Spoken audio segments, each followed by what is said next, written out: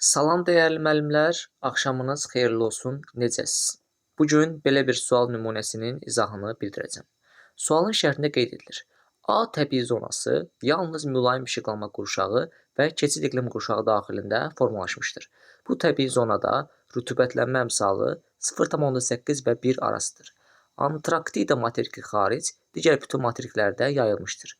A təbii zonası ilə aşağıdakı təbii zonalara oxşar xüsusiyyətləri seçin. Təbii ki, biz ilk növbədə bilməliyik, söhbət hansı təbii zonadan gedir.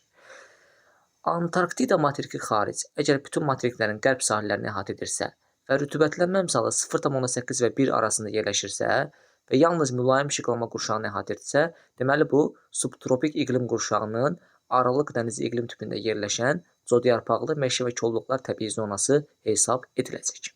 İndi codyarpaqlı meşə və kolluqlarla savanna və seyrək meşənin oxşar xüsusiyyətlərinə baxaq. Birdə qeyd edilib, mövsümi rütubətlənmə səciyyəvidir. Bu fikir doğrudur. Bildiyimiz kimi, həm savanna və seyrək meşə, həm də codyarpaqlı meşə və kolluqlar keçid iqlim qurşağı daxilində formalaşdığı üçün müxtəlif hava kütlələrinin təsirinə məruz qalırlar. Savanna və seyrək meşələr yay dövründə ekvatorialın təsirindən isti və rütubətli, qış dövründə tropikin təsirindən isti və quru olur. Codyarpaqlı meşə və kolluqlar isə yay dövründə tropikin təsirindən isti və quru, qış dövründə isə mülayimin təsiri ilə mülayim və rütubətli iqlim şəraitinə malik olur. 2-də qeyd edilir. Cənub yarımkürəsində dekabr və fevral ayları rütubətli aylardır. Bu fikir yanlışdır. Bu xüsusiyyət bildiyimiz kimi dekabr və fevral ayları Cənub yarımkürəsinin qış aylarıdır. Üzr istəyirəm, yay aylarıdır. Təbii ki, savanna və seyrək meşələrdə Cənub yarımkürəsində dekabr və fevral ayları rütubətli olsa da, codyarpaqlı meşə və kolluqlar təbii zonasında bu aylar quraq aylardır. Bu baxımdan 2 yanlışdır. Çünki codyarpaqlı meşə və kolluqlara aid olmadı. 3-də qeyd edilir. Yalnız bir işıqlanma qurşağı daxilində yayılmışdır. Bu fikir yanlışdır.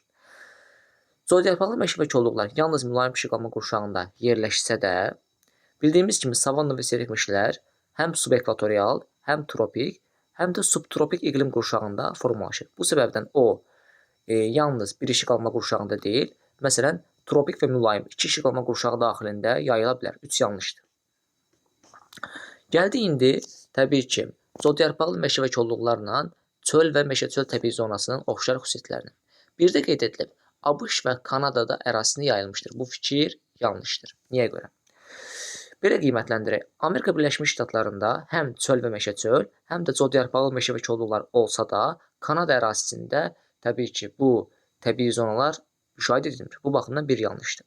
2-də qeyd edilib, subtropik iqlim qurşağı daxilində formalaşır. Bəli, hər ikisi, həm çöl və meşə-çöllər, həm də codyarpaqlı meşə və kolluqlar subtropik iqlim qurşağı daxilində müşahidə edilir. 3-də qeyd edilib, Qara dəniz sahillərində müşahidə edilir. Bəli, hər ikisi müşahidə edilə bilər Qara dəniz sahillərində. İndi gəldik, dəyişkən rütubətli meşələrlə, təbii ki, codyarpaqlı meşə və kolluqların oxşar cəhətlərinə. Bir də qeyd edilib, Mississippi çayı hövzəsində yayılmışdır. Bu fikir yanlışdır. Mississippi çayı hövzəsində dəyişkən rütubətli meşələr olsa da, təbii ki, codyarpaqlı meşə və kolluqlar təbii zonası müşahidə edilmir.